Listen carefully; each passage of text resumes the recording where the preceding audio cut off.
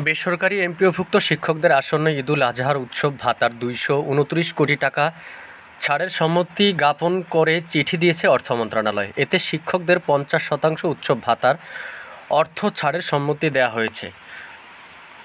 গত ১৪ মে অর্থ মন্ত্রণালয়ের অর্থ বিভাগের সিনিয়র সহকারী সচিব শাহরিয়ার জামিল স্বাক্ষরিত চিঠিটি শিক্ষা মন্ত্রণালয়ের সিনিয়র সচিবের নিকট পাঠানো হয়েছে।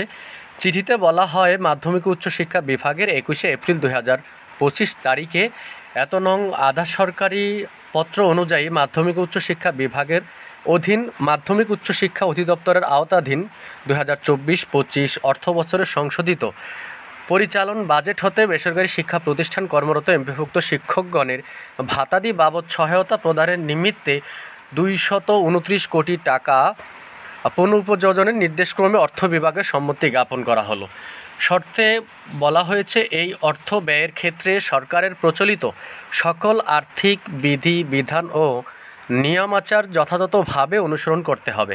এই অর্থ সংশ্লিষ্ট কোডে সমন্বয়পূর্বক চলতি ২০২৪-২৫ অর্থবছরের সংশোধিত বাজেট কর্তৃত্বের অংশ হিসেবে গণ্য হবে।